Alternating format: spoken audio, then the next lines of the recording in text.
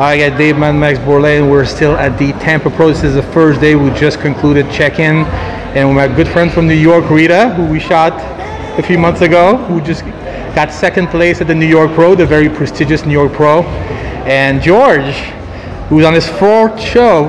No, I'm sorry, this year, sixth show, I should say, including the amateurs, also from New York, training at Bev's gym, unbelievable gym. Their trainer Justin is with them, helps the both of them. Guys, it's so good to see you. So tell me a little bit about the journey. Rita, you did the New York Pro, very tough lineup, got second place, missed the Olympic qualification by 1 place, and now you're here to get it. We think it's your time. How do you feel about the show? I'm very confident. I think I'm better than I was at the New York Pro. I think not. I am better than I was at the New York Pro. So let's hope for the best. Now that's a bold statement, because usually we don't see ourselves the way we really are, right, Justin? It's hard to when you can actually say, I think I'm much better than I was. It says a lot. Yeah, no, I see that. Now, Justin, I agree though. Okay, you're married to the beautiful Rita. Yes. You are a coach at the same time. Yes. Is that a tough job? Extremely tough. You have no idea. but that's okay. As a coach, how do you feel she progressed since New York? And what was the strategy, by skipping all the shows in between? Because there was many shows that she could have done, and she said, you know what, let's take a break. Let's go straight to Tampa. What was the strategy behind that? We just felt she needed to regroup. I mean, she's 4 years away from stage, so to do the New York Pro was a little, I think, tough mentally and stuff, and she needed a break, I think, mentally as well as physically. So we figured, all right, let's back it off for a week or two and relax and eat and have fun, and then gear up for Tampa. We were here back in 2013, so that was her first pro show. It was her first pro show, the week after she turned pro. So we always felt like, right? We always felt like one day we're going to come back here, and we didn't know why. And obviously, she wanted to try to win New York, but it didn't work out. So we said, you know what? It's good omen. Yeah, we just felt like this was the place. So that is awesome. Yeah, just give her time to regroup and improve, and she did that. Well, I've seen some picture, and she looks as good as she looks in New York, as we shot maybe 5 weeks out from New York. Yes. And you look tremendous. Yeah, she looks even better. Yes. And she seems in good spirit. Yes. I think it's boding really well for him. But let's talk to George for a second. You're also helping George, and George has been kicking butt all year.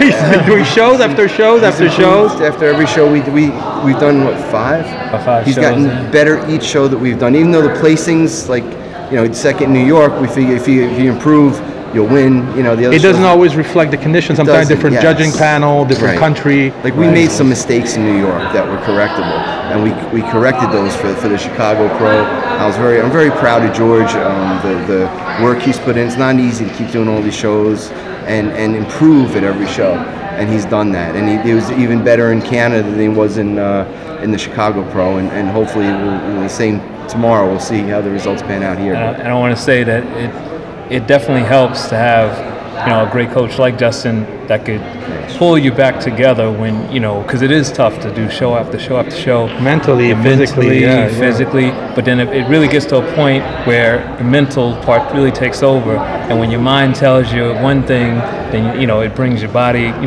the other way. Brings your body the way you don't want it to go.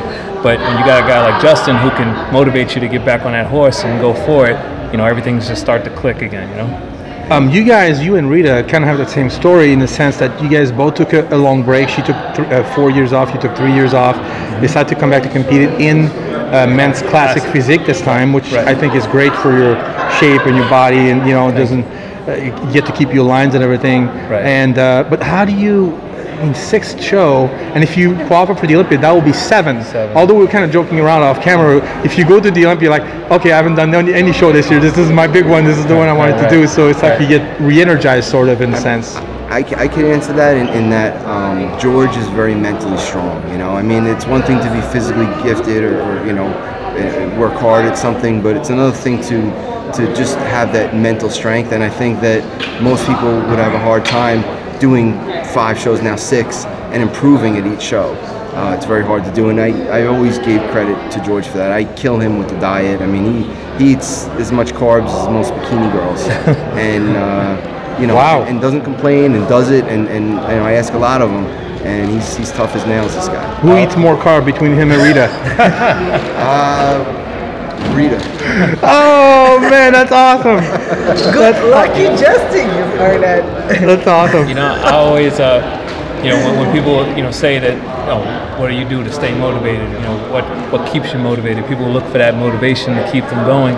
A lot of times, people look, you know, for some outside source, you know, for motivation. But for me, I don't think that's needed.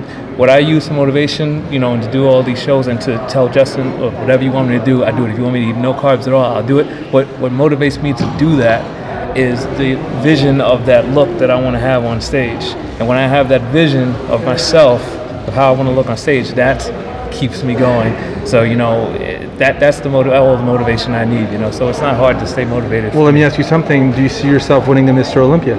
Yes, I do. Then you'll win. Eventually. Well, guys, it's so great to catch up with you. I was so glad that I got to come today, and I knew you guys were coming, and I hope to go back to New York and do some more training footage with you guys. That'd be great. Good people, you guys, and then the best of luck this weekend. And I hope to talk to you again with some hardware. That'd be great. Huge shout out to Digital Muscle. All right, thank you so much, you guys. Also, shout out to our friend Sean Harris. Oh, yes, and his absolutely. family. Oh, yeah. Sean passed away last Thursday, tragically in a car accident. And we were all talking to him Thursday. You know, Rita worked at the gym. That's right. That day, and George and I were talking to Sean that day, and we looked forward. There was 4 athletes from Bev's coming here. We had these 2, Max, Charles, and Sean, and there's only 3 of them down here today. And you know, whatever happens here this weekend, it's for Sean. We carry Sean's memory with us here. Rita, I want to talk to you. That reminded me of a little story you guys told me off camera. Also, you had a friend from Brazil you were friends with who was supposed to do the show, who was signed to do the show, who also did not make it. And it's kind of like why you're competing today. Yeah, she passed away last year. Her name was Fernanda Gutila. She was winning everything. She won Brazilian Nationals, Arnold Classic Brazil, Arnold Classic Ohio, all overall. She got her dream of turning pro, and her dream was to go to the Olympic stage, and she would do her pro debut last year at the Tampa Pro, and she got pneumonia and passed like a month before the show at 31 years old. And she was competing all the time, but she would always keep like writing me and motivating me to. She would tell you gotta go back because you're so good. Yes, and I was an inspiration to her, but she was an inspiration to me because she was always trying to get me back on the stage. When I thought I was done, I didn't care much about it. Wow. So this one is for her. Oh man, what a great story.